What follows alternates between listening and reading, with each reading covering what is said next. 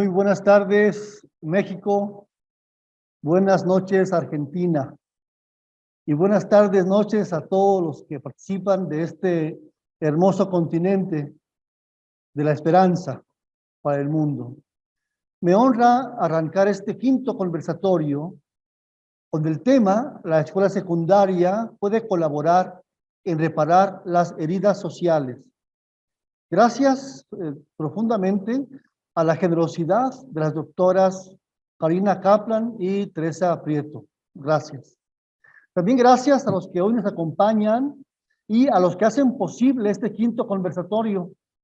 Al doctor César Santoyo Muñoz, director del ICIDEM, de este instituto, así como a los operadores que diseñan las imágenes y colaboran para que esto ocurra. Gracias al arquitecto Eduardo Mata, al ingeniero Juan Carlos Mora Casillas, que ven ahí con sus diadema verde fosforescente, que tiene COVID. Juan Carlos, salud, esperamos que te recuperes pronto. Nuestro cariño, Juan Carlos. Y por supuesto a Christopher López, también muchas gracias. Deseo iniciar, si me permiten, con algunas reflexiones introductorias.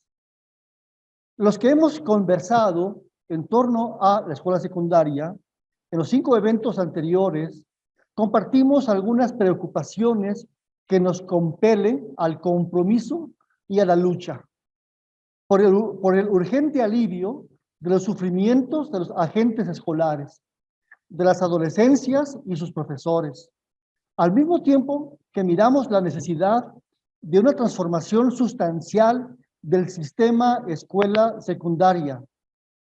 La acción puede ser pensada al menos en dos horizontes: en ayudar a mirar y a sanar las heridas de los que nos rodean desde el amor compasivo, y en acciones con impacto cada vez mayores en el aula y en el sistema escuela secundaria, desde acciones estructurales. La travesía por las escuelas secundarias la iniciamos hace ya buen tiempo, no desde el centro, sino desde la periferia. Esto es, desde las escuelas de la periferia de Guadalajara, de Tonalá y Tlaquepaque.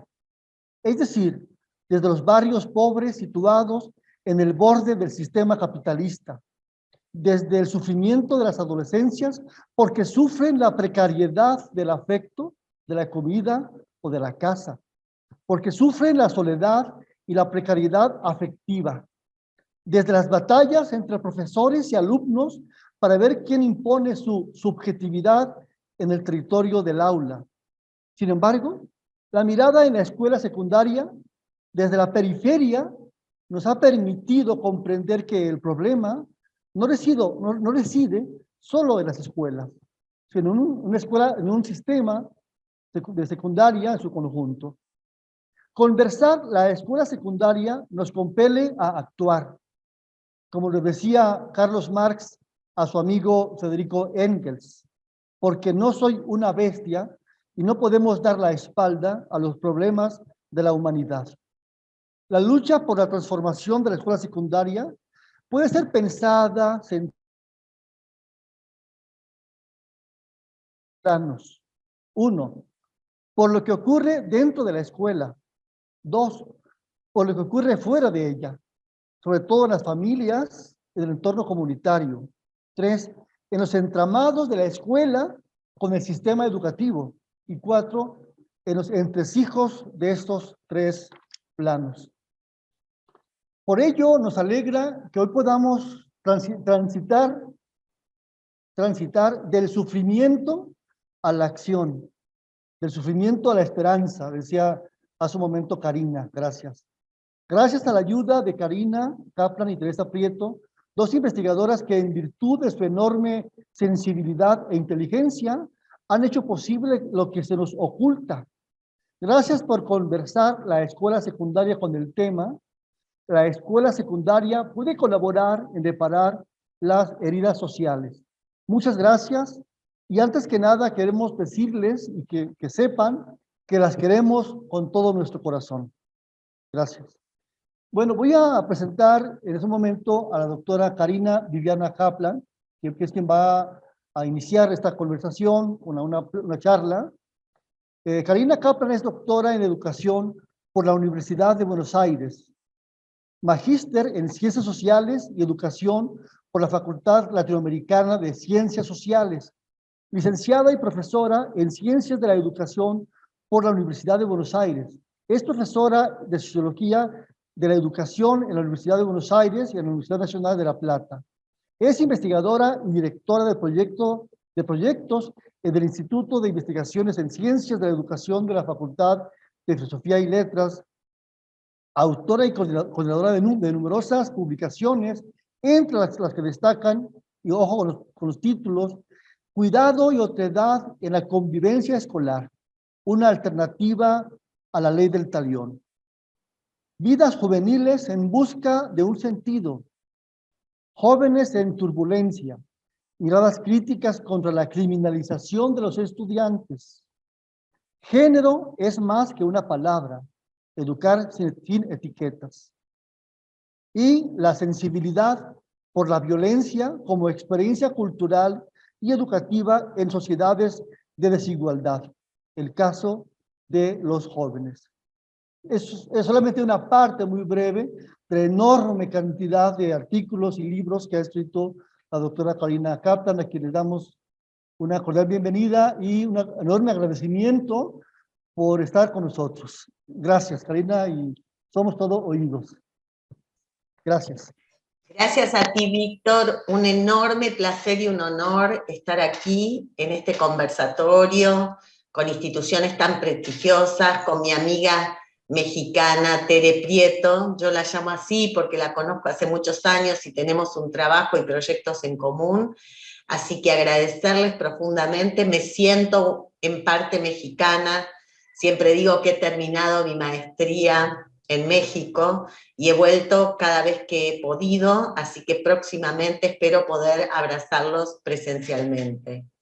En relación a lo que comentabas, Víctor, comentarles que a lo largo de mi trayectoria de estudio con jóvenes de escuelas secundarias, aquí la escuela secundaria en Argentina abarca aproximadamente entre los 12, 13 años y los 17, 18 años de los jóvenes, es decir, estamos hablando de adolescentes y jóvenes.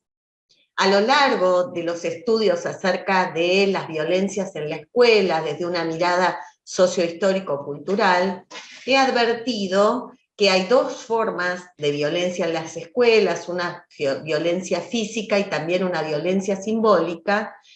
Una tiene que ver con los golpes, con la violencia hacia el cuerpo de los otros. A veces esa violencia se vuelve contra el propio cuerpo, como formas de autolesión y suicidio, y también otras formas de violencia, como humillaciones, burlas, apodos, que son todas formas de violencia que en este regreso a la presencialidad se han puesto con mayor evidencia, porque justamente la escuela es una institución que trabaja para mitigar estas formas de violencia, tanto física como simbólica, pero lo que quiero expresar aquí es que estas violencias, cuando las pensaba, las conceptualizaba, cuando conversaba con los jóvenes estudiantes en mis investigaciones, fui advirtiendo que la violencia es un dolor social, que la violencia expresa un profundo sufrimiento.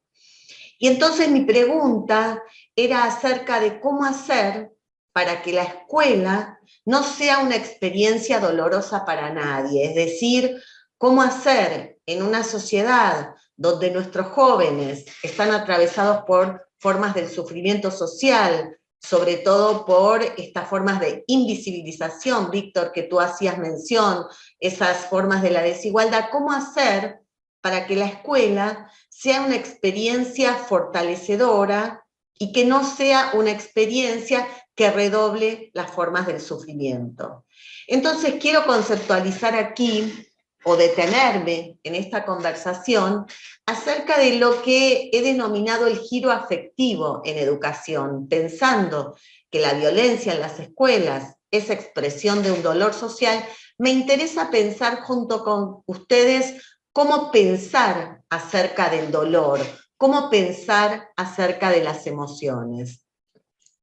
Entonces, quiero comenzar diciendo que las emociones son cruciales para la constitución del psiquismo y de lo social, y de allí su importancia para pensarlas desde la micropolítica escolar, donde lo personal y lo profesional están imbricados.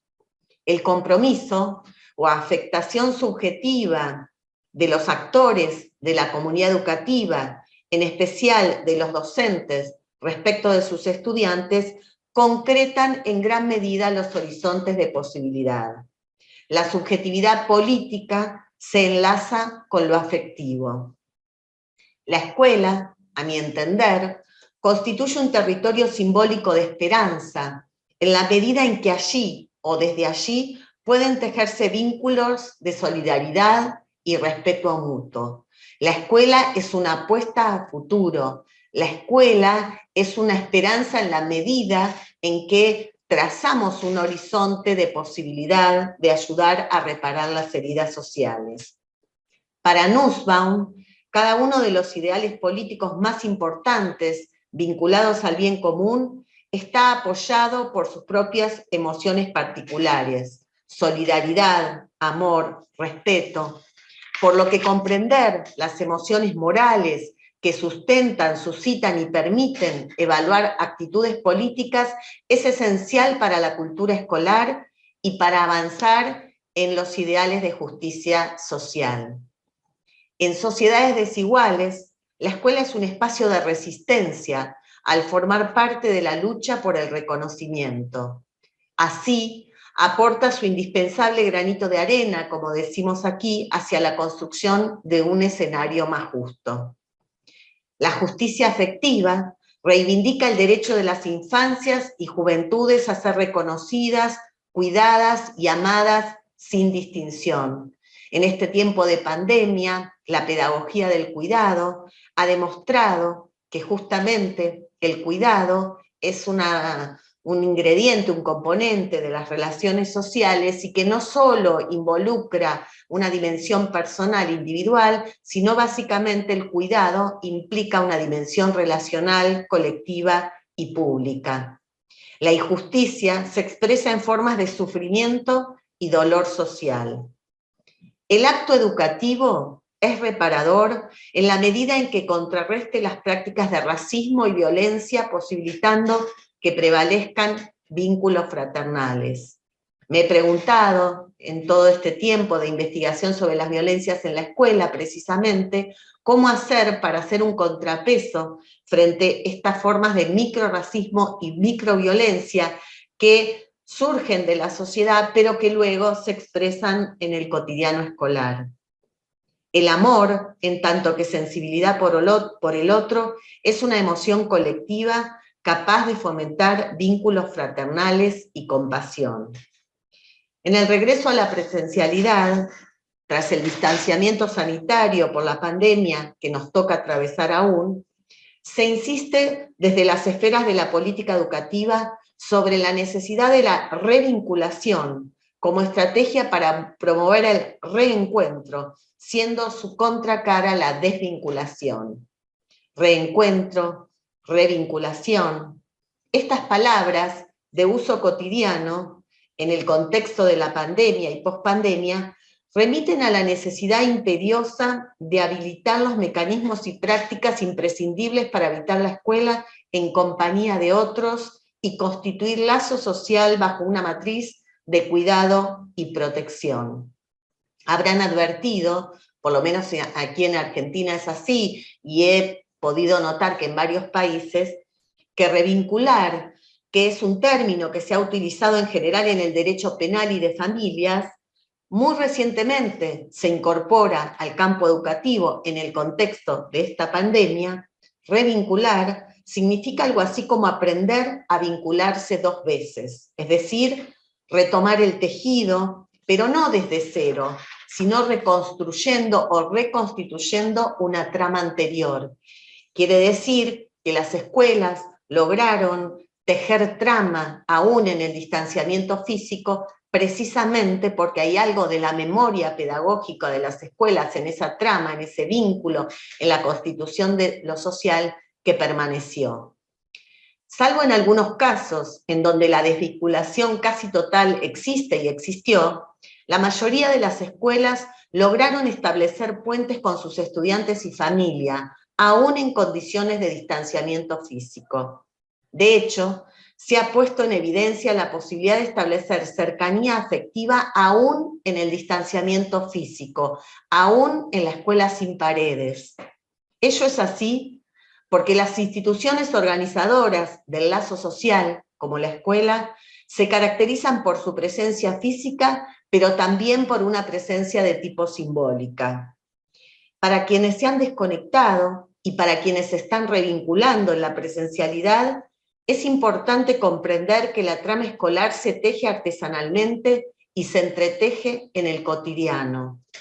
La vinculación no es un estado definitivo. No podemos decir regresamos a la escuela y ya estamos revinculados. Es un proceso, lleva tiempo, significa repensar las dimensiones de espacio y tiempo, donde el tiempo no es solamente un dato objetivo que estructura la vida escolar, sino también es una experiencia subjetiva del tiempo, que necesita de procesos de reestructuración, de reprocesos de reorganización sociopsíquica.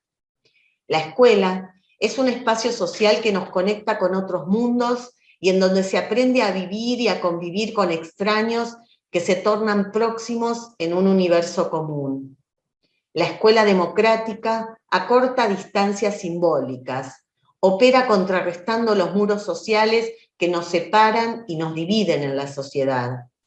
Puede ayudar a mitigar uno de los efectos del desgarramiento del tejido social, que es la siembra del miedo y desconfianza hacia el otro, que son sentimientos desubjetivantes que están lejos de beneficiar el desarrollo de nuestras sociedades.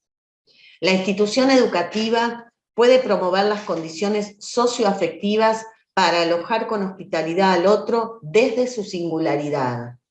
Enseñar y aprender simbolizan prácticas sociales de carácter relacional. Educar para el buen trato posibilita que se fabrique el sentimiento de autorrespeto cuando el contacto se produce en circunstancias tan desiguales como las que vivimos. Ustedes saben que la desigualdad no es solamente económica, que por supuesto lo es, sino también es una desigualdad que no nos permite cumplir con el sueño que tenemos de una vida digna y reduce nuestras capacidades y nuestros recursos de cumplir con las promesas de una vida mejor. La educación, entonces, lo que quiero decir es que es un acto de implicación recíproca. Se trata de un proceso humano y humanizador. ¿Por qué? Porque para autoafirmarse todos nosotros, los sujetos, necesitamos de la mirada confirmatoria del otro. Pues el sujeto, nosotros, nos organizamos subjetivamente en la relación interpersonal con otros, en una relación intercultural y social. Por eso es tan importante la dimensión del encuentro en la vida escolar y del reencuentro, porque nos permite organizarnos, constituirnos, estructurarnos subjetivamente en la relación con los otros. De allí la importancia de ayudar desde la escuela a tramitar los sentimientos que producen los microrracismos y las microviolencias, la humillación, la exclusión, para fortalecer la autoestima social y educativa. Una de las condiciones de la desigualdad, uno de los efectos de la desigualdad que nosotros hemos advertido en los estudiantes que entrevistamos de sectores populares, de escuelas secundarias, es que producen un profundo sentimiento de inferioridad. Allí donde los estudiantes son invisibilizados, se sienten menos, se perciben como de menor valía social y terminan considerando que no sirven para nada. Y la escuela profundamente, y uno lo advierte en los testimonios de los jóvenes, profundamente cambia la vida de estos jóvenes, aún con todas las problemáticas de estar en la escuela en una sociedad tan cruel respecto de la juventud. Allí donde la sociedad estigmatiza e invisibiliza a ciertos individuos y grupos, entre ellos los jóvenes, la escuela les repone su valor, le repone su autoestima, su valía social. El desafío que interpela a la institución escolar es acerca de cómo contrapesar desde sus prácticas cotidianas ese sentimiento de inferioridad que suelen vivenciar los sujetos menospreciados. Vivimos en sociedades del desprecio, donde las experiencias de menosprecio son muy comunes. Entonces, la mirada escolar amorosa simboliza una forma de hacer justicia. El amor desde la escuela no es un sentimiento digamos, ingenuo, sino que es un sentimiento que produce mayor niveles de justicia. El acto pedagógico es siempre una forma de resistencia frente al orden injusto, al posicionarse al lado de los más débiles. Simbolizar el sufrimiento es un modo de involucrarse en las vivencias singulares y colectivas de nuestros jóvenes.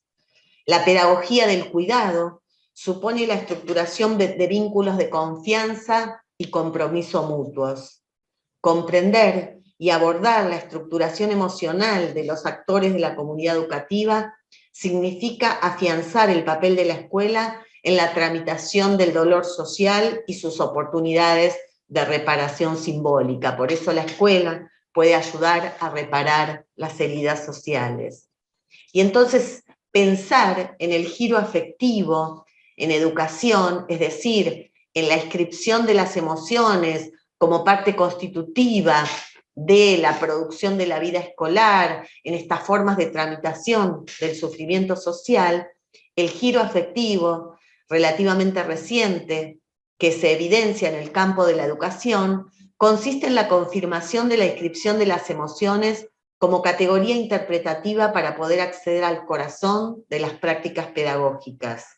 Los sentimientos que se tejen y entretejen como trama en la escena educativa funcionan como organizadores del lazo social.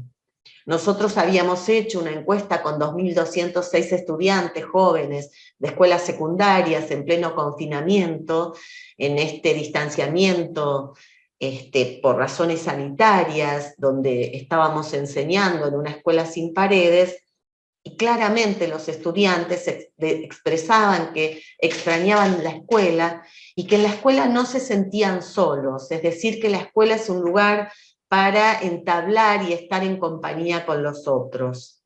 Porque el orden escolar es fundamentalmente vincular y afectivo. Es por ello que es preciso abordar las estrategias pedagógicas de revinculación en este tiempo de vuelta a la presencialidad, asumiendo que la experiencia escolar se estructura a través de interacciones socioafectivas intersubjetivas ancladas en la materialidad del mundo social que trazan horizontes de posibilidad. Junto con Eva Illouz, afirmo que la emoción es un elemento psicológico, es un elemento que sentimos íntimamente, pero que es en mayor medida un elemento cultural y social. La experiencia emocional de cada quien de nosotros está imbricada con la realidad emocional de las sociedades en las que vivimos. Sara Ahmed, por su parte, plantea que las emociones son prácticas culturales que se organizan socialmente a través de circuitos afectivos.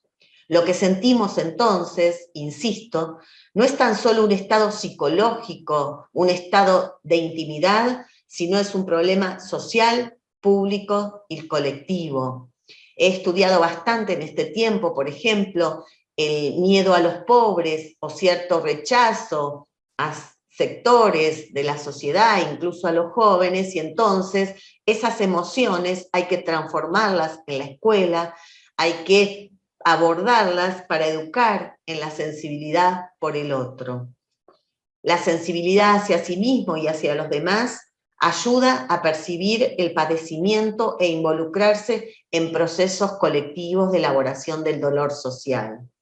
La cultura afectiva escolar se mezcla directamente con el tejido escolar, con el tejido social, perdón. Las escuelas siempre han sido afectadas por el sufrimiento y portan saberes y recursos pedagógicos que les posibilita ayudar a reparar las heridas sociales. si en este tiempo ha quedado algo claro, a pesar de todas las dificultades que hemos tenido los docentes por dar continuidad pedagógica en tiempos de pandemia y los esfuerzos que están haciendo las escuelas y particularmente los docentes en esta experiencia de vuelta a la presencialidad, sin embargo, se observa que los docentes, las docentes, tienen una memoria pedagógica que les permite construir y reconstruir herramientas de ayuda para tramitar ese sufrimiento social de los estudiantes. Es verdad que la escuela por sí sola no puede transformar las determinaciones estructurales y materiales de vida que condicionan las trayectorias de las y los estudiantes, pero sí puede promover vínculos afectivos que favorezcan la construcción de la valía social escolar y desarrollar la conciencia o el sentimiento de que cada sujeto tiene de sí mismo respecto de sus capacidades y los derechos que le corresponden. Entonces, para terminar esta primera parte, quisiera decir que fortalecer a los invisibilizados y a los más débiles desde la escuela es un imperativo de época que asumimos quienes trabajamos por una educación que resista y que haga contrapeso ante el dolor social de nuestras infancias y juventudes junto a sus familias. En una escuela así, es indudable que la cultura afectiva escolar que se teje en la vida cotidiana puede transformarse en una práctica emancipatoria. Muchas gracias. Muchas gracias, Karina. Muy elocuente y muy bellas tus palabras. En fin, esperamos aprender, apropiarnos y practicar el giro afectivo al que nos convocas. En algún texto tuyo, cuando referías el asunto del suicidio, recuerdo que referías el hecho de que este fenómeno del suicidio, que por cierto ha aumentado durante la pandemia, es la manifestación más clara del fracaso de todos, de la familia, de la escuela, de los amigos, de todos, pues, ¿no? Y entonces es un llamado, efectivamente, a convertir a la escuela y a la familia en espacios de encuentro, de afecto, de cariño. Me gustó tu idea de la valía, de que cada ser, de que cada escuela y cada sujeto se sienta valioso, se sienta importante en un contexto de una escuela hospitalaria, cariñosa, afectiva, amorosa, que reconozca a cada uno de sus miembros como un ser fundamental, como un ser importante, ¿no? Acá hemos visto, por ejemplo, adolescentes que se han peleado en casa y que en casa no tienen con quién dialogar y que la escuela se convierte efectivamente en el espacio vinculante, pero que a veces cuentan solo con uno o dos amigos y la pregunta es qué pasa cuando esos dos amigos dejan de serlo. Luego entonces la escuela debería aumentar la cantidad y la calidad del afecto, de la amistad, del contacto. Y la escuela, coincido contigo, tendría que reinventarse, tiene que reconstituirse, que organizarse de otra manera para que sea efectivamente el espacio hospitalario, incluyente, amoroso, urgente, necesario para sanar el dolor y las heridas de los infantes, de las juventudes, de las adolescencias y también de la sociedad. En fin, me quedo con muchas ideas valiosísimas. Muchísimas gracias, Karina.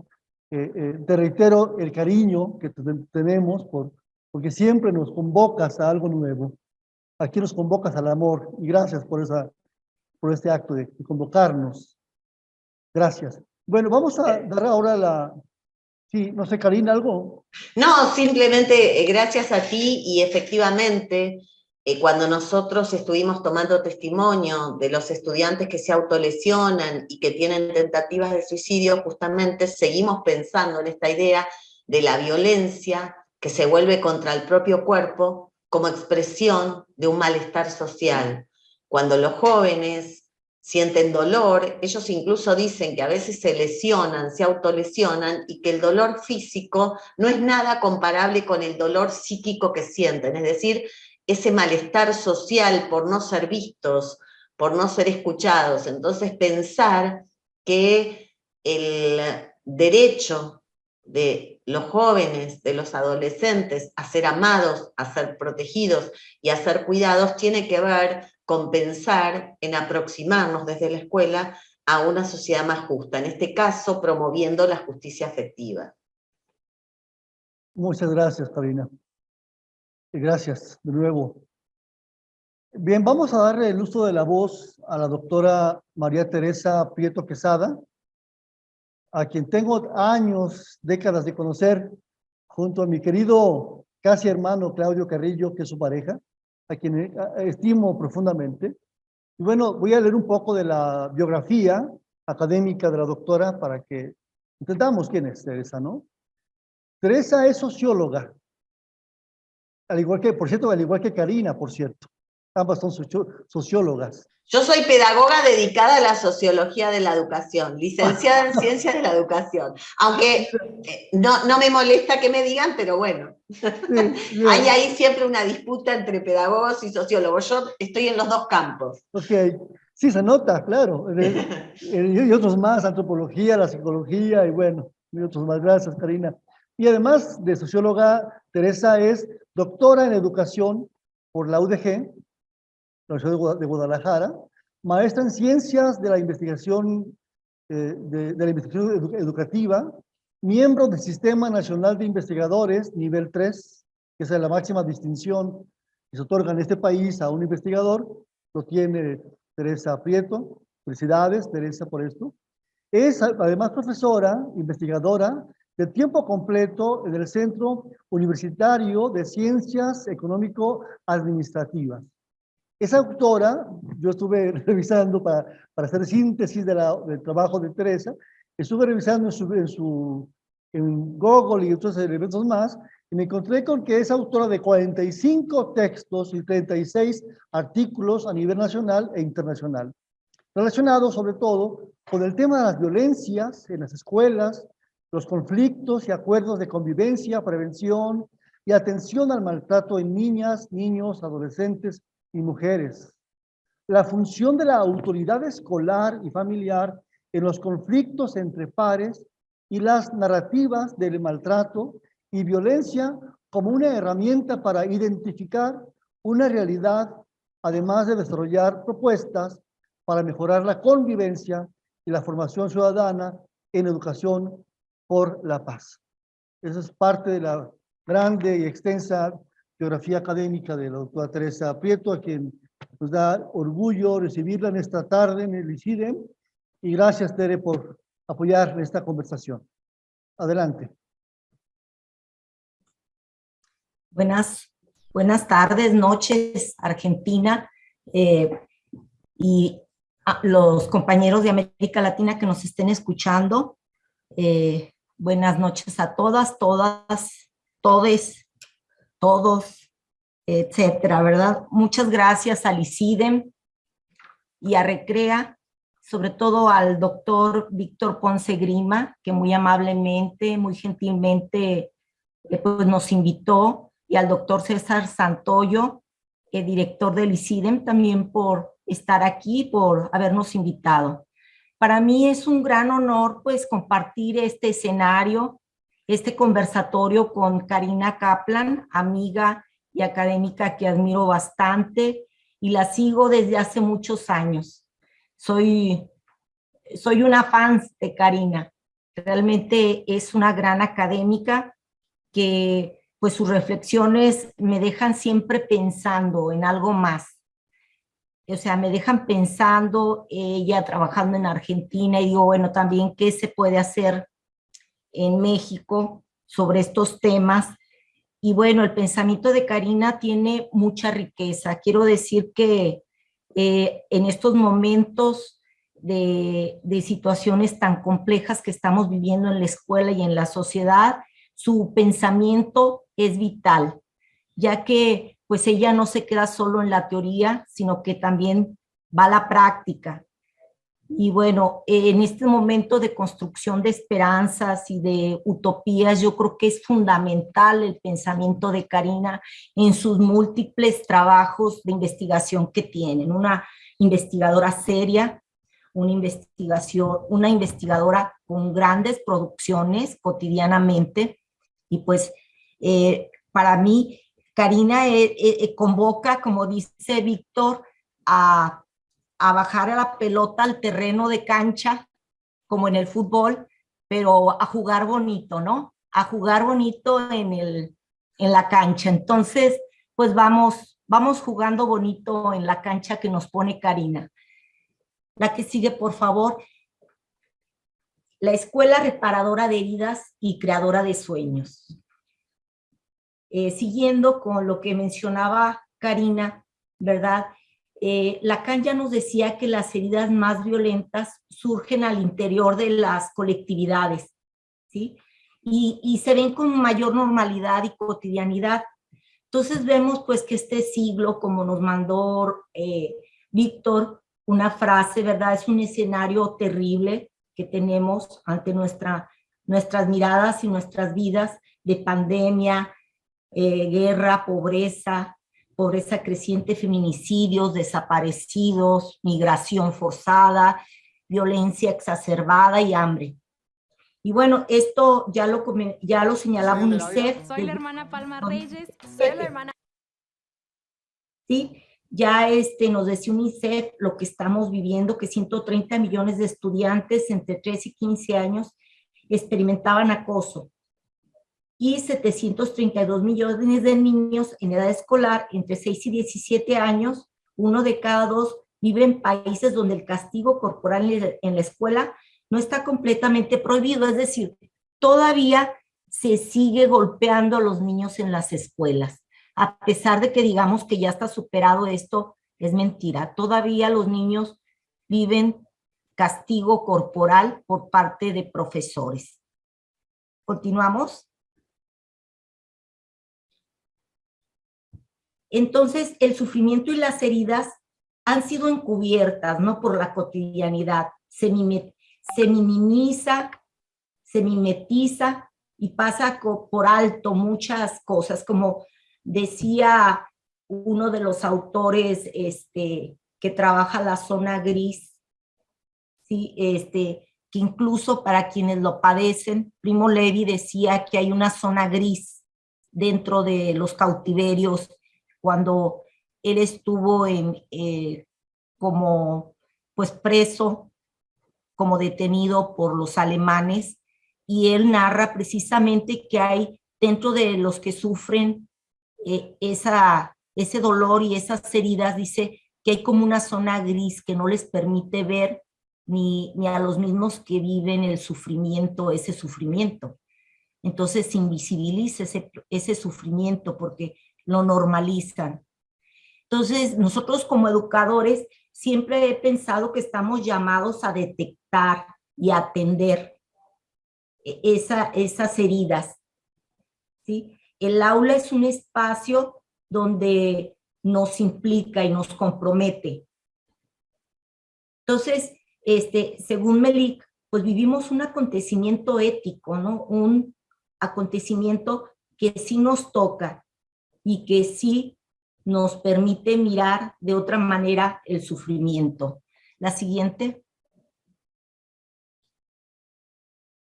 Entonces, decía que Melik ve la educación como un acontecimiento ético porque hay 3 condiciones, ¿no? Que lo hace un acontecimiento ético, o 3 aperturas vitales, como él lo señala. La apropiación de la condición social y culturales del medio educativo en el que nos encontramos los profesores, o sea, nos apropiamos de un medio.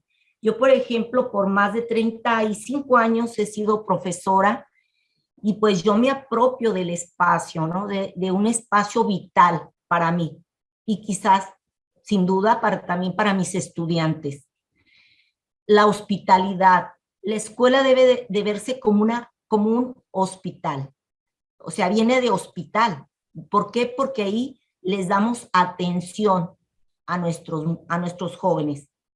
Y esa hospitalidad pues tiene muchos sentidos, ¿no? El curar, el sanar, el proteger, etcétera. Y por último, el reconocimiento de la singularidad y su diversidad. Los sujetos son singulares, pero a la vez diversos. Nuestros alumnos no podemos tratarlos a todos de la misma manera porque hay mucha diversidad dentro de cada grupo que tenemos. Entonces, la relación del otro, la relación con el otro debe de ser una relación ética, de cuidado, de protección. Y el otro entendido como alteridad. Es una condición que posibilita esta acción educativa y es por la que apostamos. Adelante. Entonces, es una responsabilidad ética que tenemos los maestros. La bienvenida, el recibimiento, el reconocimiento, el etos, la morada. O sea, sentir que el otro es parte de un conjunto, pero también es un espacio para ampararlo, como decía, un espacio hospitalario, donde lo tenemos que amparar, proteger, y también debe ser un huésped a quien debemos acompañar, cobijar con cariño, con afecto, sin importar su raza, su color, su género, su condición social, sus valores, etcétera. O sea, el otro como un ser igual a nosotros. El que sigue, por favor. Entonces, miren, en un estudio que hicimos con secundarias, con chicos de secundarias, porque hemos hecho varias intervenciones en escuelas tanto privadas como públicas, les preguntábamos a los chicos qué condiciones consideras correctas y que tienen tus compañeros, ¿no? ¿Qué acciones correctas? Y bueno, ellos decían que los ayudan con las tareas, son cooperativos, son solidarios, son buenos amigos, tienen compasión, son comprensivos, son alegres, graciosas y graciosos, alivianados, buena onda, o sea, buenos chicos, les gusta jugar y hacer amigos, son responsables y respetan. Veamos que hay valores, ¿no? Entre ellos y que los comparten, los socializan entre pares. Entonces, ellos están señalando estas acciones correctas, pero también les preguntamos qué acciones incorrectas recurren sus compañeros y nos señalaron esto. La siguiente, por favor.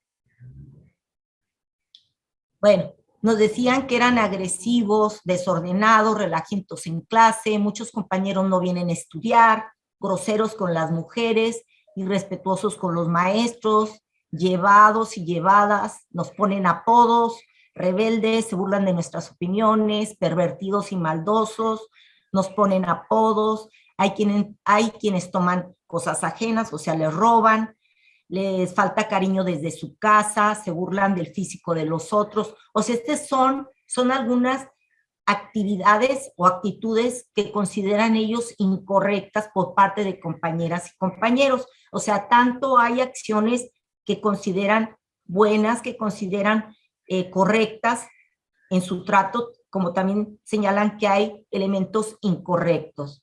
Pasamos al siguiente.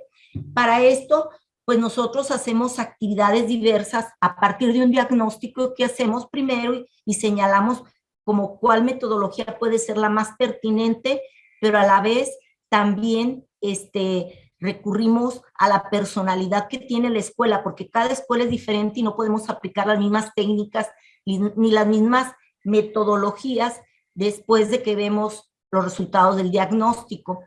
Entonces, muchos el diagnóstico, bueno, obviamente lo tenemos, aquí no lo pongo por falta de tiempo, porque hicimos un diagnóstico muy detallado de la condición de esta escuela, pero aquí los alumnos los ponemos primero a que tejemos, como dicen, su propia historia, a que narren cómo ha sido su propia historia y recuperando pues la subjetividad que ellos viven en su vida cotidiana, como en su vida escolar y en su contexto, o sea, a partir del contexto histórico y social y cultural que están viviendo. La que sigue. Bueno, aquí vemos lo que les gusta hacer. Ellos vean con sus letras cómo ellos perciben la vida, qué les gusta hacer, chatear, jugar, andar en moto, escuchar música, fútbol, platicar, etcétera. Este es el mundo de los jóvenes. Y dice una niña, yo soy risueño, o sea, le gusta reír, se ve que es feliz, ¿no? ¿Seguimos? Eso es lo que les gusta hacer a los jóvenes. Entonces nosotros hicimos una propuesta de sanar con arte, ¿sí? Aquí yo considero que tendríamos una sociedad más justa y tolerante si los jóvenes en situaciones cotidianas dan a conocer sus alegrías, pero también sus tristezas. Y el arte puede reparar heridas, ¿sí? Los jóvenes tenemos que entrar con ellos, o sea, tenemos que conocerlos. Yo creo que aquí una de las cosas que logramos es que no pierdan la capacidad de asombro los jóvenes. Y aquí vean, ellos se ponen esas máscaras. Este trabajo, quiero decirles que fue antes de la pandemia, un poco antes de la pandemia. Entonces, ellos mismos creaban como propias estrategias para mejorar la convivencia, la ciudadanía, el respeto al otro. Y muchas de esas cosas que hicieron, precisamente ellos los asombraban. O sea, la capacidad de enfocar la vida también a no perder la capacidad de asombro. También la curiosidad es otro elemento muy importante, que sigan siendo curiosos. Y sobre todo, pues, que se cuestionen lo que no les gusta, lo que les gusta, pero a la vez que también reflexionen y sean críticos de esos cambios.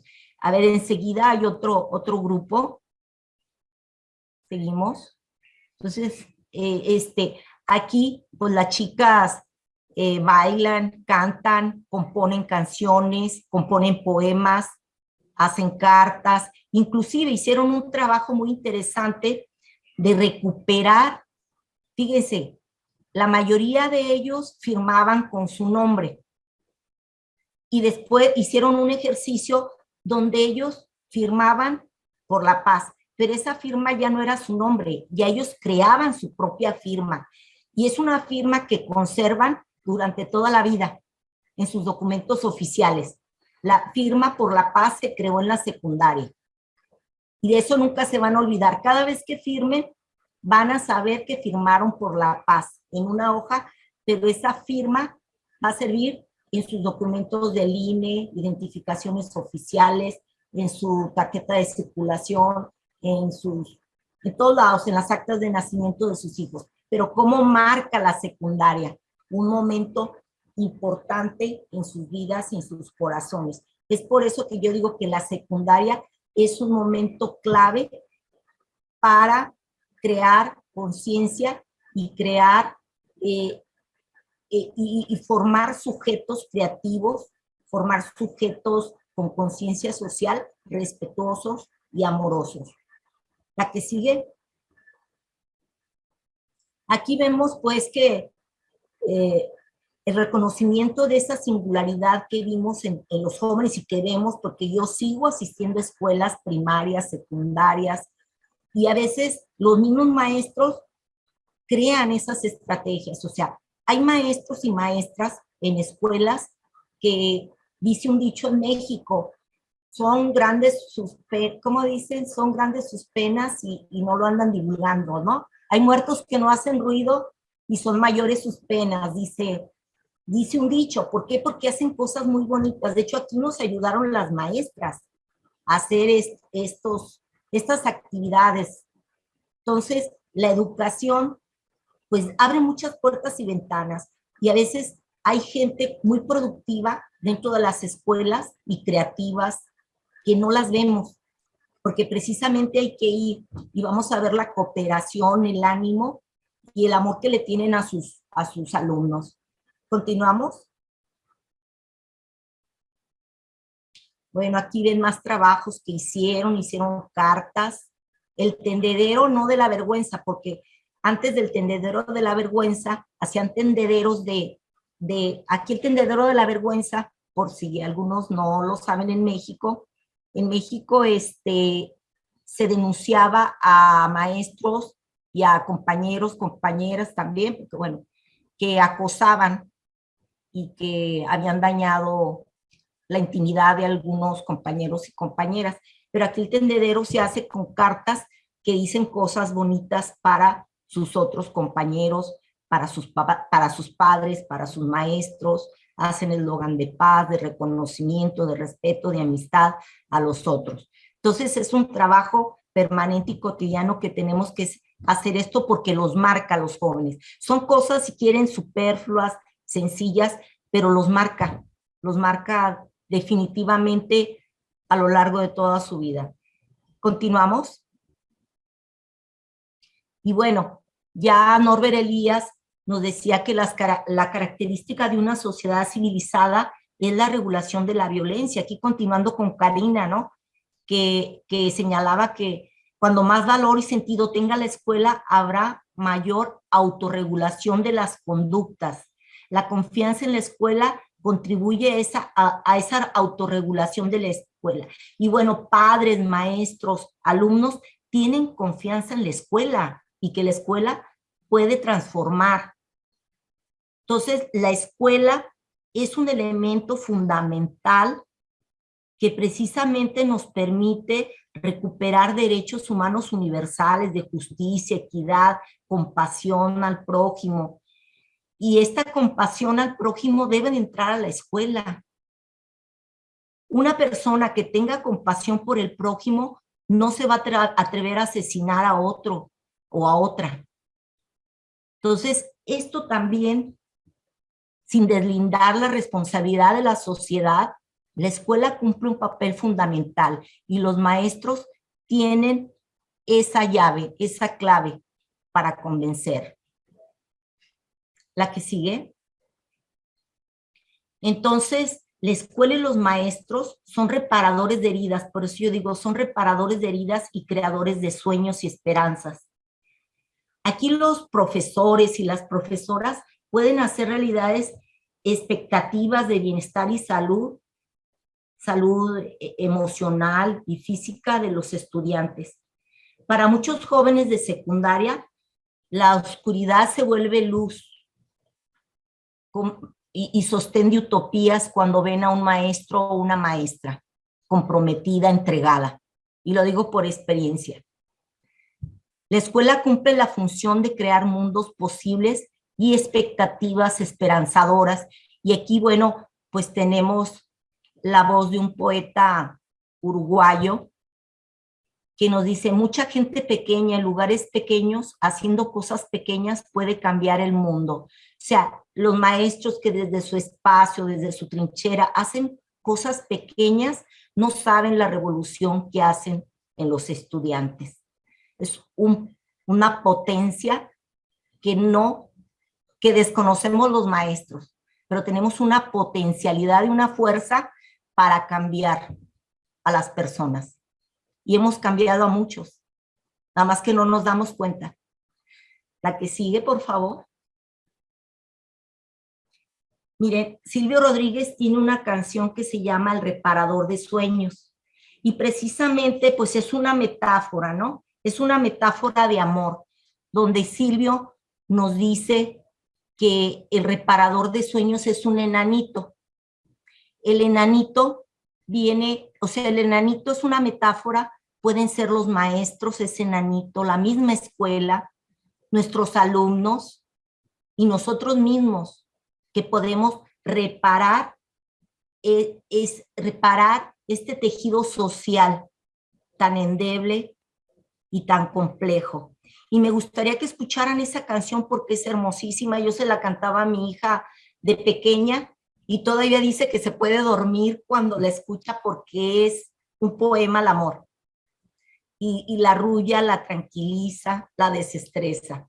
Entonces no sé si podrían poner la de El reparador de sueños para que vean la función que tienen los maestros. Se la dedico a maestras, maestros y a todos los que estamos aquí.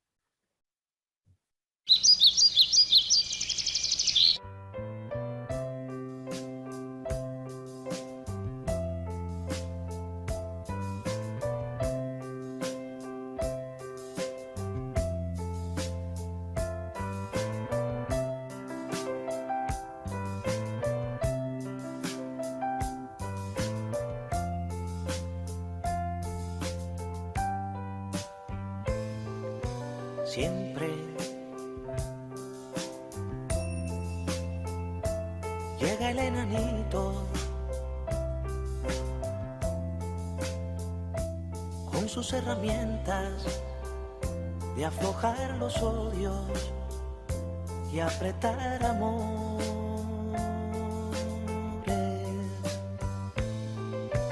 Siempre llega el enanito, siempre oreja adentro, con afán risueño de enmendar lo roto. Siempre apartando piedras de aquí, basura de allá, haciendo labor. Siempre va esta personita feliz, trocando lo sucio en oro. Siempre llega hasta el salón principal, donde está el motor que mueve la luz. Y siempre allí hace su tarea mejor, el reparador de sueños, el reparador de sueños.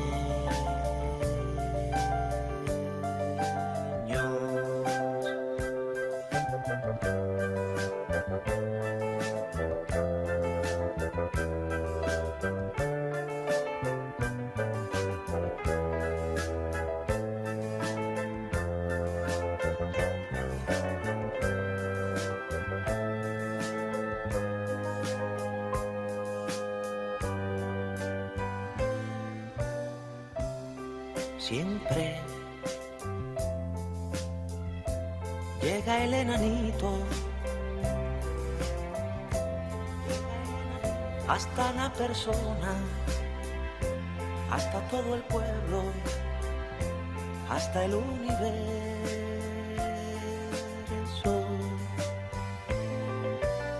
Siempre llega el enanito,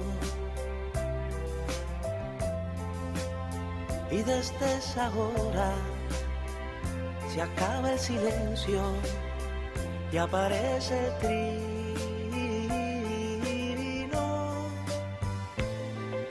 Siempre apartando piedras de aquí, basura de allá, haciendo labor. Siempre va esta personita feliz, trocando lo sucio en oro. Siempre llega hasta el salón principal, donde está el motor que mueve la luz.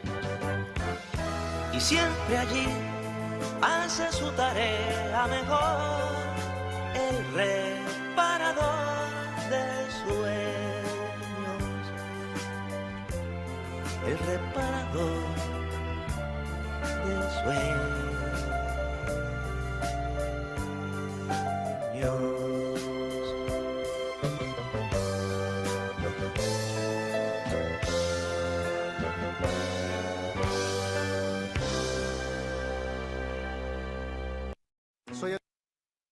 Sí.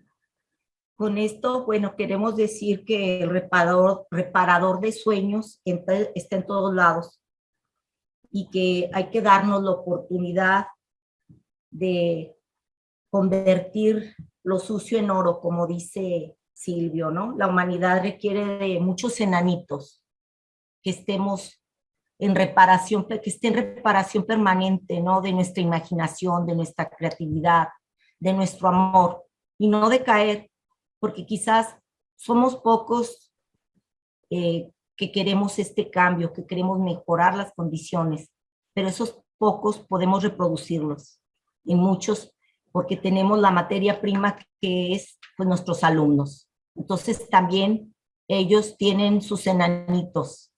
Y es una metáfora pues de amor que me gustó compartirlo porque precisamente a partir de esta canción surgió este trabajo. Muchas gracias y muy amables. A ti, gracias, Tere. Qué hermoso. Genial. Les comentaba yo en el chat hace rato a Karina y a Tere que por la mañana estaba escribiendo algunas notas respecto de los problemas de la escuela, fuera de la escuela, del sistema educativo y francamente solo veía desgracias, ¿no? En la escuela mucha violencia, la violencia, lo que decía algún día, comentaba Raúl Ansaldúa, a veces lo entendí, el conflicto entre las múltiples subjetividades de las adolescencias, cada una con su subjetividad, confrontada contra la única subjetividad que ofrece la escuela, la disciplina, el currículum y demás. O mirar fuera de la escuela, la familia cada vez más precaria para dotar afecto. La familia sobreexplotada por el capitalismo, ¿no?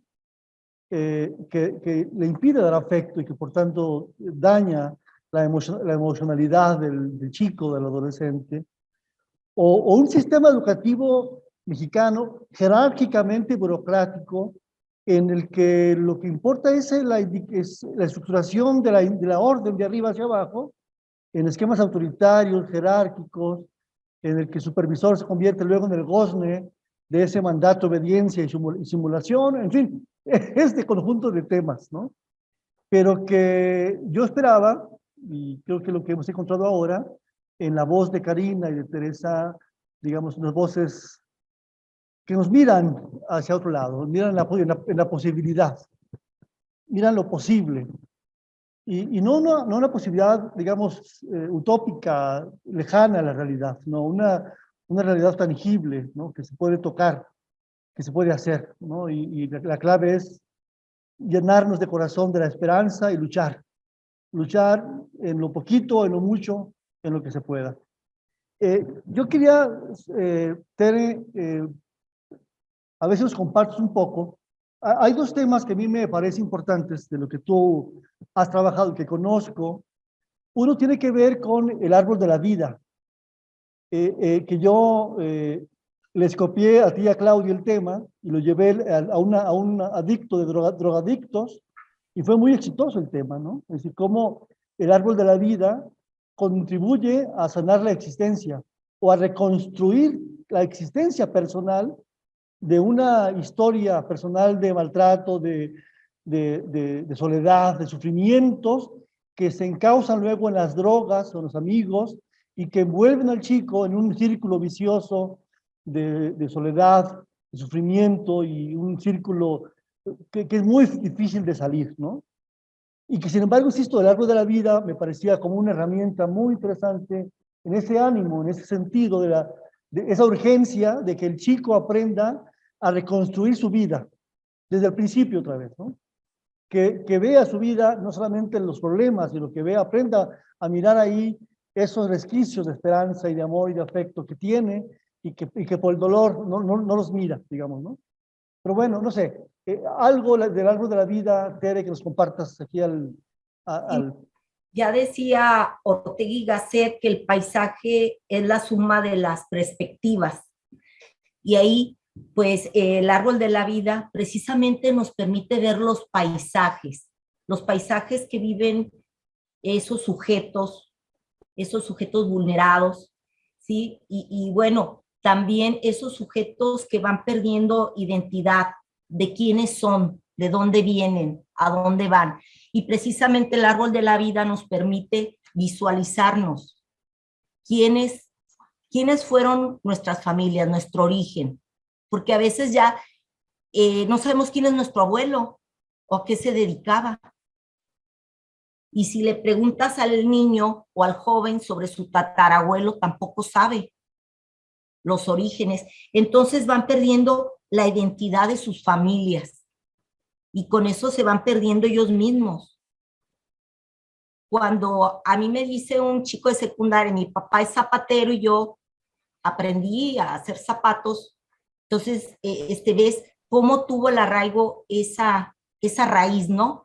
Y cada parte del árbol tiene una función. La raíz son las raíces que sostienen a esa persona. Las hojas, los amigos, los regalos que les ha dado la vida. Entonces, es muy rico trabajar. El árbol de la vida, bueno, fue hecho desde la terapia narrativa por Epsom y White, y ellos precisamente trabajan con niños de la calle, niños vulnerados por la guerra, niños enfermos de SIDA, que tenían que recuperar como parte de sus historias de vida. Y es terapéutico porque ellos también recuperan su propia vida y a la vez van sanando en esa terapia, también al dibujar, al expresar sus emociones, al estar, porque está basado en lo real, en su vida real. O sea, no son teóricos. Nuestros niños y nuestros jóvenes a veces no saben de teoría, pero sí saben de su vida. Y ellos la plasman de manera que se desnudan. Yo les digo, es como desnudarse ante el otro, porque en el árbol plasman toda su vida y recuperan parte de su identidad, de dónde vienen y a dónde van, pero quiénes son también. Esa es parte, bueno, para otra ocasión lo platicaré más ampliamente la experiencia. Sí, gracias. Pues miren, yo creo que antes de pasar a las preguntas de los participantes y a los comentarios, tal vez convenga, si les parece bien, a Karina y a Tere, un espacio de conversación entre ustedes, ¿no? No sé, al menos yo quisiera pues, para conversar. Hay un término que me impactó que se llama mini totalitarismo. Ese concepto lo acuña Gianfranco en un texto que se llama La modernidad cruel. Y lo acuña a propósito, digamos, de una reinvención de los textos de Hannah Arendt, cuando habla de la conformación del totalitarismo, ¿no? Pero ese mini totalitarismo se constituye como en estos espacios pequeños en donde aparece el dictador, la estructura de dominio, de poder, de dolor, de hacer dolor, de afectar al otro, de agredir al otro, de dañar al otro, ¿no? Y se conforma una mini organización que está en escuela. Y bueno, cuando Tere hablaba de la enorme cantidad de acoso escolar, seguramente estamos hablando de una enorme cantidad de mini totalitarismos que aparecen luego de pronto en las escuelas, ¿no?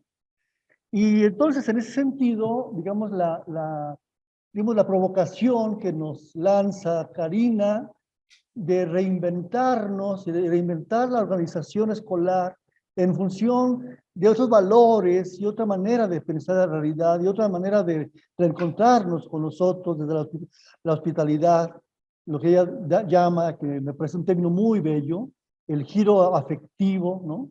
La pregunta es cómo reconstituir estos mini totalitarismos en otras maneras de relacionarnos con nosotros, que no sea a través del dolor, del sufrimiento, del daño, de la agresión, del racismo a la que refería Karina, sino a través del amor y del afecto y del encuentro afectivo, del cuidado, de aprender a hacerme cargo del otro, como decía Levinas, ¿no? No sé, a ver, Karina, no sé, a ver, a ver. Sí, se me ocurren muchísimas cuestiones para comentar porque me pareció lo que tú dijiste, Víctor, y también la exposición de Tere me deja pensando muchas cuestiones. Y también estaba viendo los comentarios en el chat, que ya me lo han mandado, de los que están participando de la conversación, así que aprovecho para sumar algunas cuestiones. En realidad, cuando uno se refiere al giro afectivo, se refiere a las emociones públicas, o las emociones como espacio de lo público y lo colectivo en la escuela. Entonces, todas estas formas de narración, nosotros los denominamos narrativas del dolor social, permiten precisamente elaborar, ayudar a reparar esas heridas sociales que son antecedentes a la escuela. La escuela no produce la pobreza, la escuela no produce la desigualdad. En todo caso, la escuela es la única institución pública, estatal, democrática, plural, que se propone tramitar ese sufrimiento. Pensemos en nuestras sociedades qué otras instituciones deliberadamente y cotidianamente ayudan a estos niños a tramitar ese sufrimiento social, construyendo lo que a mí me gusta denominar soportes socioafectivos, porque en realidad todos necesitamos amarras, soportes, construir lazo, ese sentimiento de estabilidad emocional, que es una estabilidad sociopsíquica en sociedades tan inestables, que provocan formas de desafiliación social. Por eso es tan importante la escuela en la constitución de lazos socioafectivos en el sentido de poder, y ahora sí, preguntaban en el chat, ¿cómo hacer para desde la escuela producir estas formas de elaboración a través de narrativas del dolor social? Precisamente uno no puede enseñar a sentir al otro. Lo que sí puede hacer es educar en la sensibilidad por el otro. Y ahí interviene una forma de conceptualización. No sabemos si alguna vez ese sentimiento lo va a experienciar ese sujeto. Lo que sí la escuela permite es ponerme en el lugar del otro, poder entender y comprender el daño que significan ciertas formas de humillación, de burlas. Tere lo decía bien, en nuestras investigaciones también, la cuestión de los apodos, la cuestión de minimizar al otro, de rebajarlo, de llevarlo a la condición infrahumana. El racismo consiste en considerar que hay sujetos, individuos, grupos, estudiantes que tienen una condición infrahumana. La escuela repone la condición de la igualdad en términos de que aquí, en esta escuela, somos todos iguales. Cuando un profesor, un maestro, interrumpe una escena de humillación entre estudiantes y dice, en mi clase somos todos iguales, eso es una lección ética, es una lección moral, porque la emocionalidad tiene que ver con la dimensión valorativa, con la dimensión de la construcción humana. En una sociedad tan deshumanizada, la escuela repone algo de la humanidad resquebrajada o de la humanidad perdida. Y eso, como bien decía Tere, y tú retomabas, Víctor, se produce en los pequeños gestos de la vida cotidiana. Por eso hay que reivindicar la tarea cotidiana que realizan miles y millones de maestros latinoamericanos en todos nuestros países, que incluso en esta pandemia han ido a dar clases sin tener vacunas. Quiere decir que han antepuesto a su sufrimiento el sufrimiento de sus estudiantes. Eso es una condición, una característica de la memoria pedagógica de nuestros sistemas latinoamericanos y particularmente de un sentimiento de orgullo que a mí me produce la docencia, el magisterio en nuestros países, que a pesar de todas las complejidades, en distintas épocas de trauma o de sufrimiento social, han logrado anteponer, insisto, su sufrimiento personal, poniendo por encima de ese sufrimiento el sufrimiento de sus estudiantes. Eso es un acto ético que merece mi total reconocimiento, porque la escuela básicamente es una institución que se propone mostrar el costado más humano en una sociedad deshumanizada, porque si hay algo que tiene el efecto del capitalismo salvaje en el que habitamos, en que nuestros niños están desigualados, en que nuestros niños están a veces a la deriva de la sociedad, incluso invisibilizados, ¿cómo es posible que no veamos aquello que es evidente? Justamente el proceso de invisibilización consiste en eso. En la escuela son vistos, en la escuela son valorados, en la escuela tienen un nombre propio. Y eso es el trabajo cotidiano y la apuesta cotidiana. Por eso la escuela, a mí me gusta pensarla como una apuesta. No todo lo que dije se concreta en la escuela. No es que siempre hay justicia efectiva en la escuela, pero la escuela es una apuesta, la escuela es una esperanza activa, es una esperanza que mueve, es una esperanza que moviliza. Y no hay educación sin afectación subjetiva. No puedo educar a otro si no siento sensibilidad, si no siento y no me puedo poner en el lugar del otro. Eso mismo le transmite un maestro a un estudiante. Por eso, generar lazo de amistad entre los estudiantes, decirle aquí en mi clase existe el diálogo pero no la violencia, nos tratamos de otra manera, eso marca una diferencia. Marca una diferencia, como decía Tere, en hogares donde todavía el castigo físico, los niños son violentados en sus cuerpos. Nosotros hemos trabajado mucho en las culturas latinoamericanas y tenemos que seguir haciéndolo para poder expresar que en la escuela el cuidado del cuerpo de uno y del cuidado del otro es un componente central de los vínculos pedagógicos, es decir, que el cuerpo del niño no nos pertenece a los adultos, que el niño tiene derecho a no ser violentado.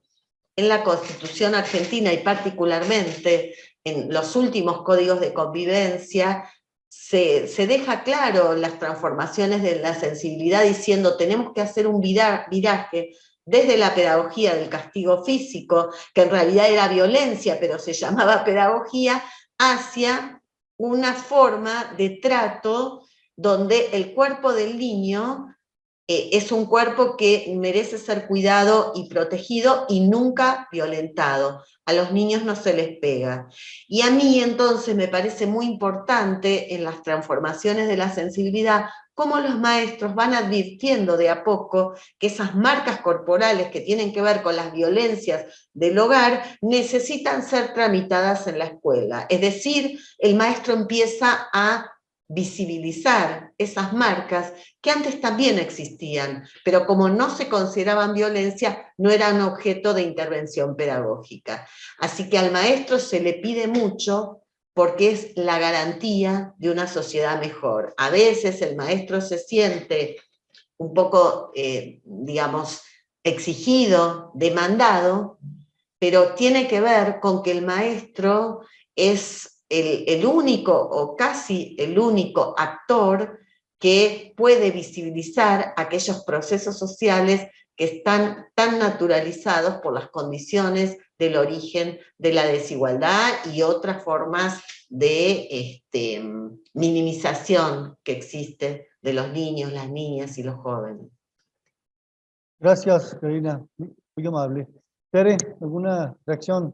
Y de acuerdo con Karina, yo creo que también otro punto es que no se les ha hecho justicia a los docentes en esta época de pandemia, ya que muchos pusieron el cuerpo en defensa, en defensa de la educación, y el cuerpo se enferma. Entonces muchos de ellos, y lo vemos por ejemplo en nuestro centro, que murieron más de 20 profesores, que pusieron el cuerpo y pues no sobrevivieron a los embates de la enfermedad. ¿Cuántos maestros en América Latina no pusieron el cuerpo de por medio para defender su educación, lo que ellos amaban? O sea, realmente un maestro se reía cuando decía que él se iba a morir con el gis en la mano, porque antes se usaba el gis en los pizarrones, ahora hay pintarrones, y se reía por eso, ¿no? Decía, yo voy a morir con el gis en la mano, y exactamente, murió con el gis en la mano, ese maestro. ¿Por qué? Porque murió en la pandemia, y precisamente el cuerpo es algo muy importante, porque también con el cuerpo protegemos a nuestros alumnos, en el sentido de que nos enfermamos, y aún así vamos. O sea, enfermos quizás no de COVID, de otras enfermedades. Yo vi a maestros con tanques de oxígeno que iban a impartir clases, que iban en silla de ruedas. Entonces, ellos ponen el cuerpo precisamente en defensa de lo que ellos aman y de lo que ellos quieren y porque creen en que la escuela reivindica y honra a las personas y saben que pueden dar algo. Entonces eso es muy bonito y creo que ahí los profesores, los maestros, no han sido reconocidos en esa labor tan grande. Yo conocí maestros que iban a las puertas de las casas de sus alumnos a entregar tareas y a recoger tareas.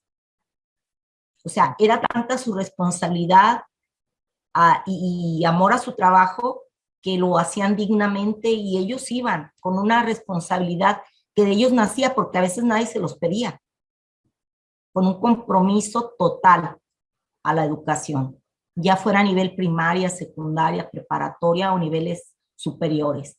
Buscaban la manera de seguir en contacto y poniendo el cuerpo de por medio. Entonces, es un gran reconocimiento que les debemos a muchos de nuestros maestros en América Latina. Así es, Tere. Que por cierto, hace dos conversatorios, una experta en asuntos de burnout señaló que en Jalisco el índice de burnout antes de la pandemia era de 6 de cada 10 maestros. En Jalisco, en secundarias, tenían síndrome burnout. Seguramente ahora con el regreso ha aumentado porque ahora las clases se han alargado más. Bueno, vamos a pedirle a Christopher que nos lea, por favor, las preguntas, comentarios de nuestros participantes. Mientras él se organiza, yo solamente agradecer además de la presencia de Karina y de Tere, que veo aquí a nuestro querido Raúl Azaldúa, muchas gracias por estar por acá, Raúl, a Claudio Carrillo, a Ceci Valencia, ¿no? Y bueno, sí, me gustaría que al final les demos unos minutos para que puedan poner su reacción frente a esto, ¿no? Raúl pide la palabra. Se la damos, ingeniero, por favor, a Raúl. Gracias, Raúl, por acompañarnos.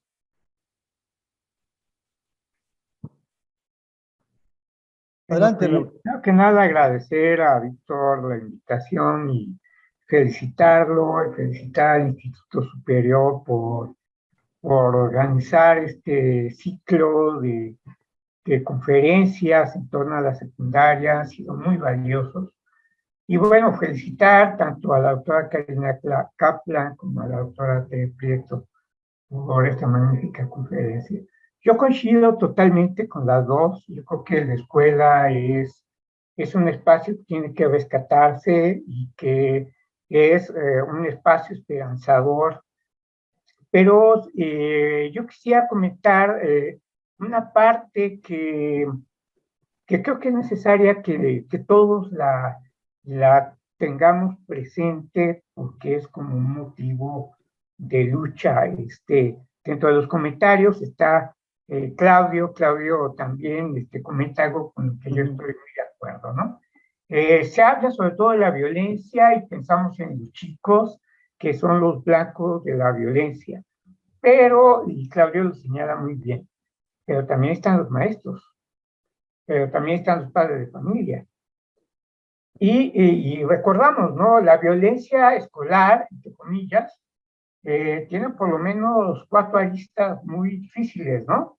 Está la violencia que ejerce la escuela contra los alumnos, contra los maestros, contra los padres de familia, que ejercen entre pares las autoridades, que es la violencia institucional, que ahora está atravesada por una suerte de medidas de hipercontrol, de hipervigilancia, de hiperburocracia, que genera una serie de problemas muy serios. Está también la violencia contra la escuela, y es una violencia que también ejercen todos, los alumnos contra la escuela, los maestros contra la escuela, los padres de familia contra la escuela, como institución, porque se resisten a la violencia de la escuela.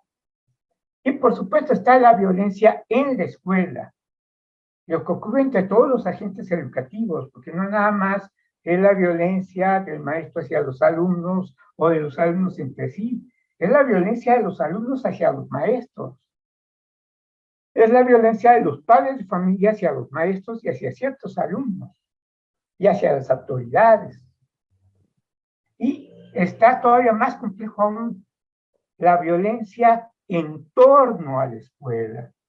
Tere muy claramente lo señaló hoy, tiene un libro que hace poco tuvimos la oportunidad de presentarlo en la red sobre lo que pasó en la pandemia, ¿no?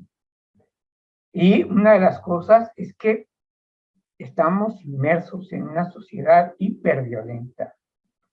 Sí, las condiciones del neoliberalismo están exacerbando las desigualdades, la discriminación y, por supuesto, todo tipo de violencia social que se multiplica en múltiples formas de violencia, entre ellas la violencia escolar.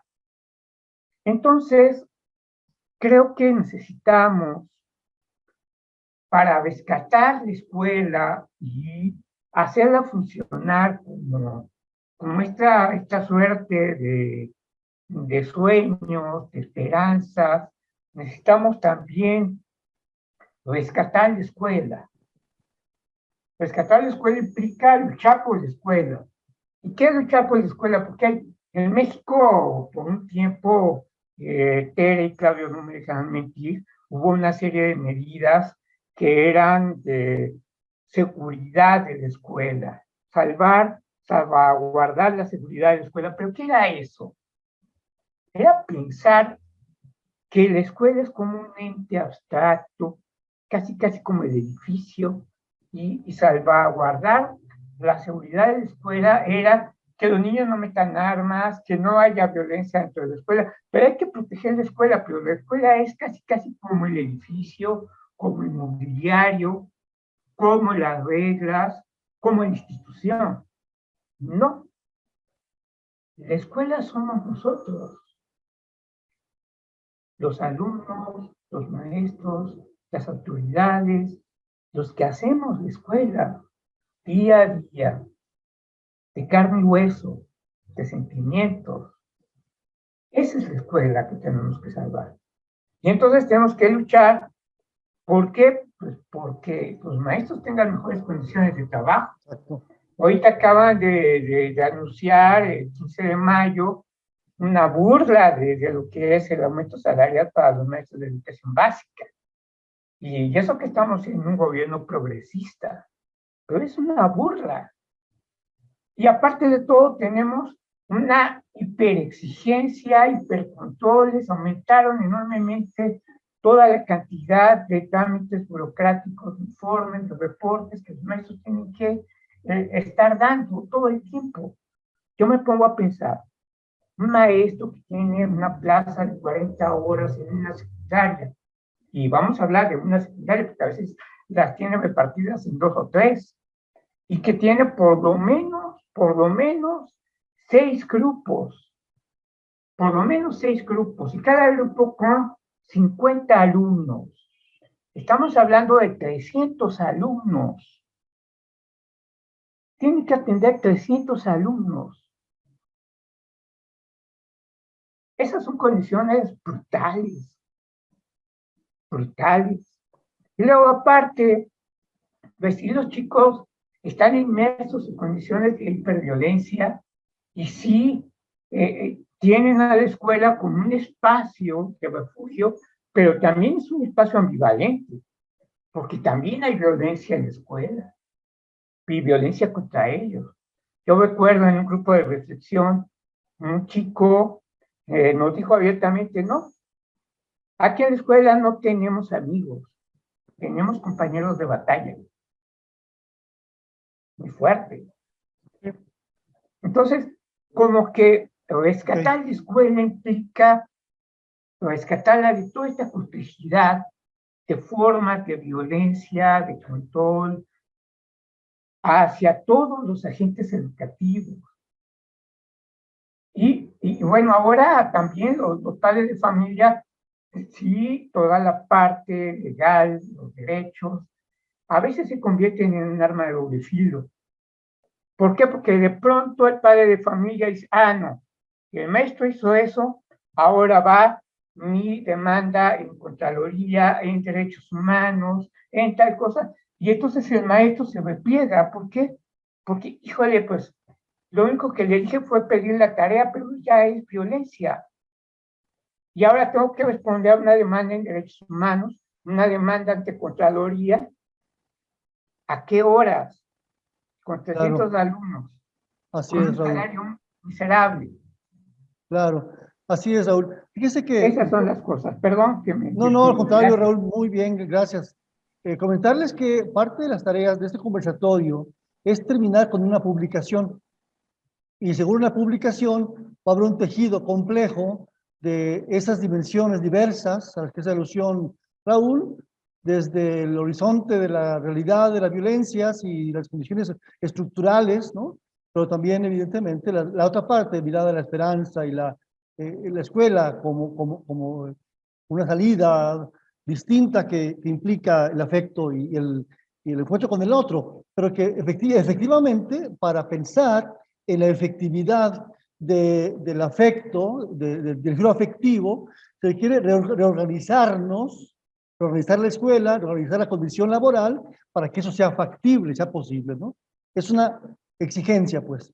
Por eso creo que la publicación daría pie, efectivamente, a tejer ese conjunto de temas para exigir al Estado, al gobierno, a la sociedad, una educación posible, afectivamente posible, ¿no?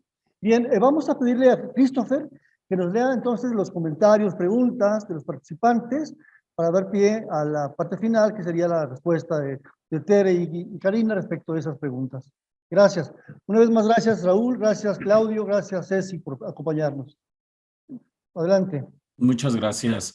Cristina Mauricio dice, excelente presentación, doctora Karina. Me inspira a ser una docente que enseña con su mente, con sus manos y sobre todo desde y con el corazón. Mil gracias por compartir.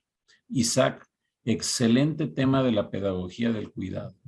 Cristina Mauricio, felicitaciones, doctor Víctor Ponce, por otro maravilloso conversatorio educativo.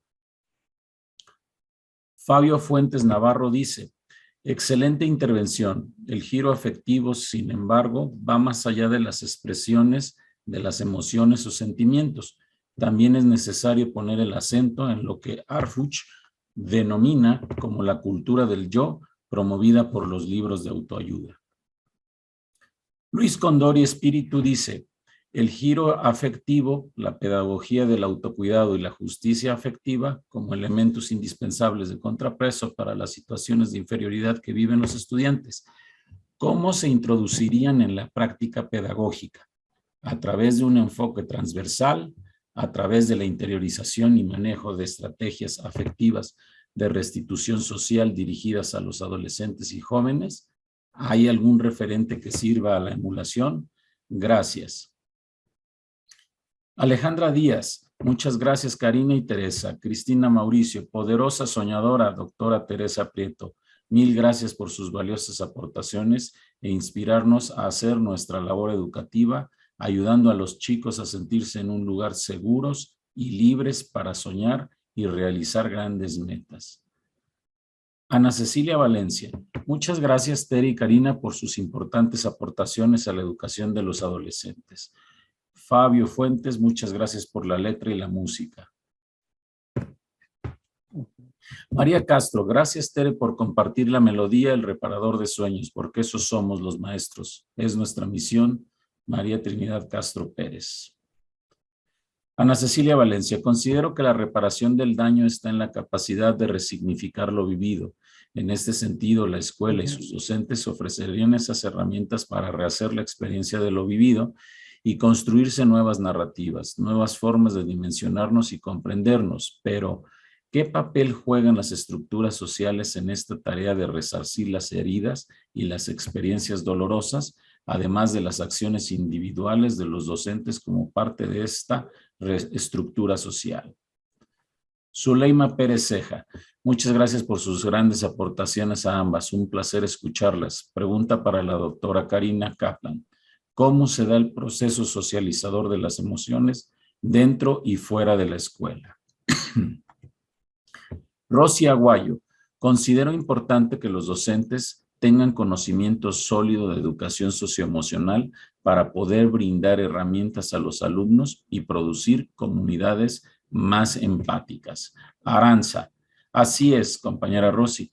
Los docentes primeros debemos tener habilidades socioemocionales para lograr formar a estudiantes más humanistas y, por ende, una sociedad más democrática y justa. Yasmín, gracias a ambas por compartir tan importantes aportaciones. Creo que para sanar esas heridas emocionales de nuestros alumnos se requiere de incorporar en la práctica educativa no solo el desarrollo de habilidades emocionales y afectivas en los alumnos, sino en nosotros como docentes.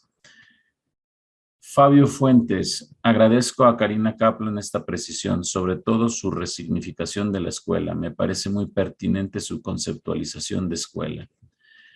Claudio Carrillo, los docentes también son víctimas, han sufrido y padecido daños en su quehacer, en la desvalorización social de su actividad, igual viven en condiciones de desigualdad y de precariedad económica, emocional, simbólica, institucional. ¿Qué hacer frente a este escenario? Claudia Mota, creo que hay muchas vacantes de adultos responsables sin caer en el adultocentrismo. Las carencias son tantas que las redes creo que lo que se tiene que fortalecer. No todo puede caer en las escuelas, como tampoco todo puede caer en salud mental. Los maestros, los especialistas en salud mental estamos quemados. Por ejemplo, la falta de trabajo, que es altamente estresógeno, aumenta la posibilidad de intentos de salida al sufrimiento, consumo de sustancias, autolesiones, suicidio, violencias. Casi no se encuentran adultos con capacidad de resolución de problemas, o hay muchos que se enfrentan a situaciones tan injustas, tal vez se dan imposibles. Por ejemplo, trabajar con economías sociales, cooperativas, con recuperadoras urbanas, etc. Por ejemplo, tenemos que hacerlo de forma territorial. Finalmente, María Castro dice: muchas gracias a todos los expositores, son temas reales en nuestra práctica educativa, nos ayudan a reflexionar y a ponerle nombre a esa violencia que se vive en nuestra escuela. Hasta ahí están los comentarios. Gracias, Christopher, muy amable por tu intervención. Damos pues el uso de la voz a Karina y luego a Tere, o al revés, como gusten. Sí, en realidad me quedaría horas conversando, porque me parece que cada una de las intervenciones merece una reflexión conjunta, así que simplemente voy a hacer algunas aproximaciones. En primer lugar, pensar que ¿qué hace el maestro para ayudar a tramitar estas emotividades cargadas de sufrimiento social?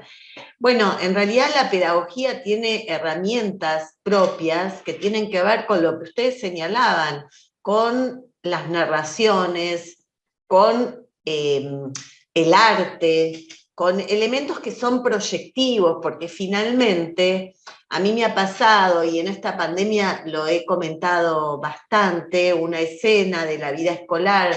Siempre uno aprende de escenas, ¿no?, de la vida escolar, porque finalmente la vida escolar es, como decía Goffman, una teatralización de lo social, ¿no? Expresa un drama, que es, digamos, la vida en la sociedad, compuesta de actores, compuestas de guiones preestablecidos, pero también de cuestiones que suceden allí en esa magia que implica la interacción cara a cara, el encuentro con el otro. Y entonces recuerdo que había ido a una escuela a observar cómo es el vínculo entre docentes y estudiantes.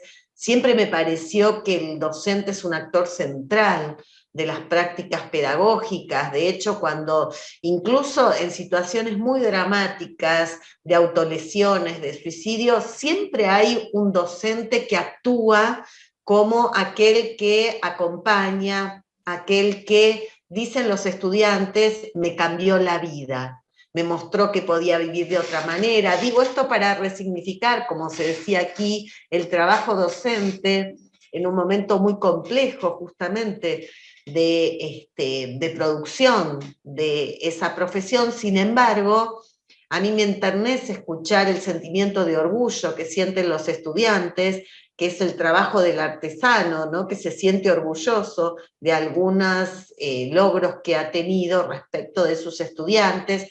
Como dicen, a veces he logrado sacar adelante a este niño, como a la vuelta de la esquina, como decimos aquí, lo encuentro y ha logrado ingresar a la universidad. Quiere decir que la institución escolar produce mucho más esperanza que aquello que uno puede analizar desde el punto de vista de esa dramática cultural que finalmente es una caja de resonancia de lo social. Y porque la escuela es un microcosmos dentro del macrocosmos social, no podemos pensar a la escuela por fuera de los procesos sociales más generales. Y entonces les decía que había entrado a observar a esta maestra en su vínculo con los estudiantes, una maestra de primer grado, de 6 años tenían los niños de su grupo, y me advierte la maestra al ingreso de mi observación, de mi trabajo de campo: mira, Karina, hoy no voy a poder dar la clase que tenía prevista de lectoescritura, porque se murió la mamá de uno de los nenes. Y entonces dedicó toda la hora a expresar y permitirle expresar a este niño qué era lo que sucedía, contaba, bueno, quién era su mamá, en fin, fue tan maravilloso el momento. Entonces, ahí me puse a pensar cómo la escuela lo que hace es ayudar a hacer pública esta emotividad que está cargada de dolor social, que si uno piensa que las emociones solamente son íntimas,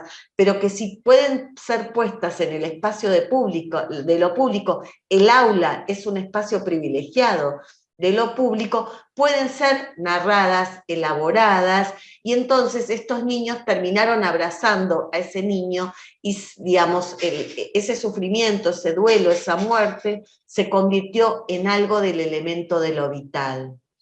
En la vuelta a la presencialidad, tras tanta pérdida, tantos duelos, la escuela muestra el lado más vital, el lado que tiene que ver con la expresión de los sueños, y entonces recursos como artísticos, cuentos, todo aquello que hace el maestro en su vida cotidiana, que son esas pequeñas muestras de que lo vital está presente en la escuela, y en todo caso permite no sentirse tan solo, y entonces la escuela deja huella y no herida.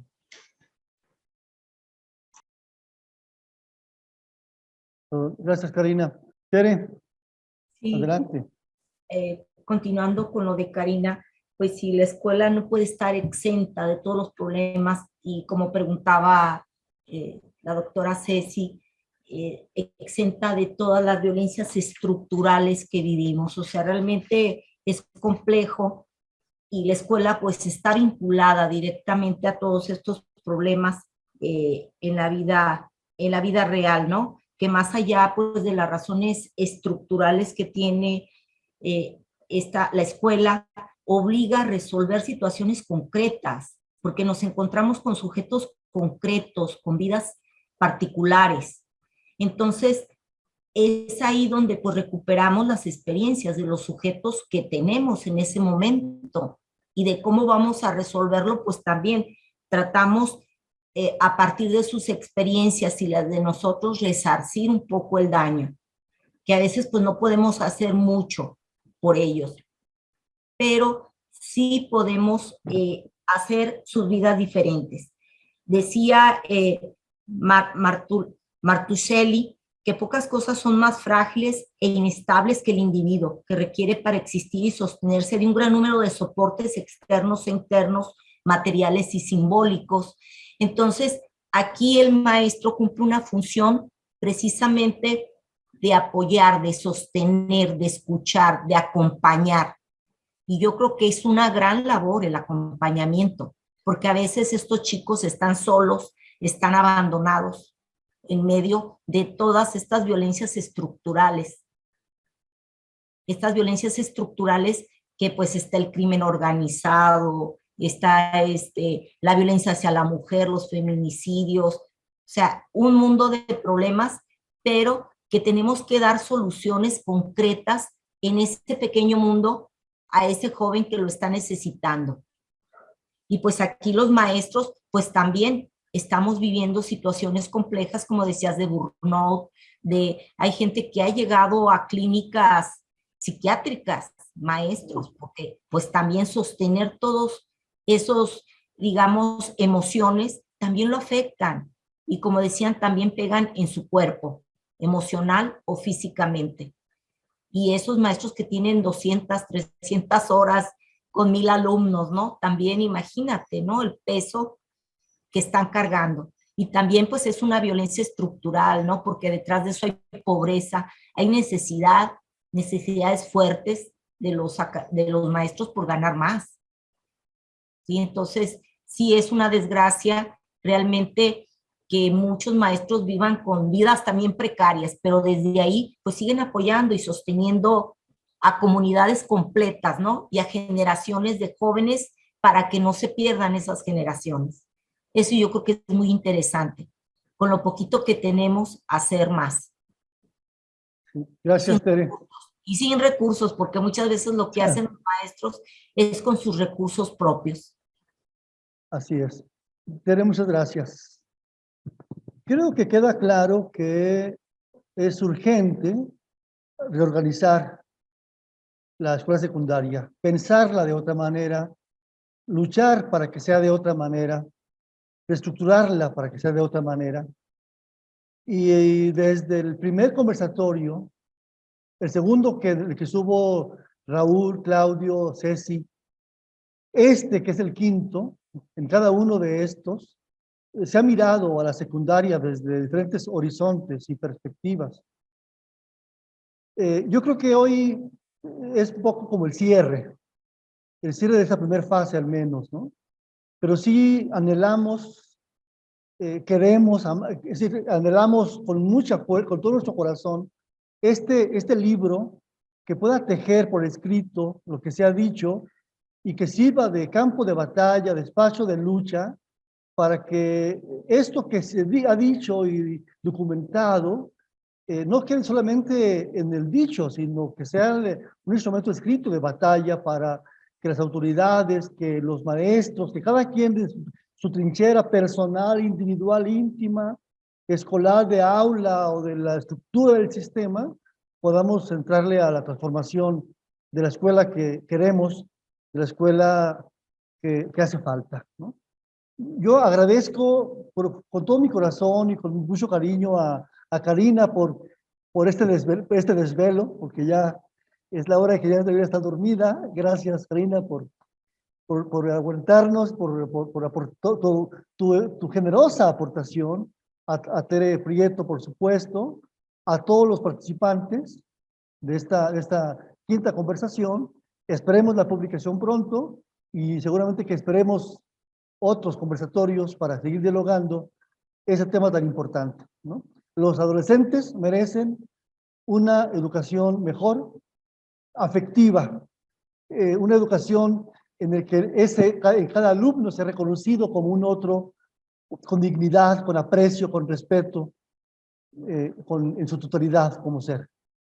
Muchas gracias, buenas noches, descansemos. Gracias. Gracias.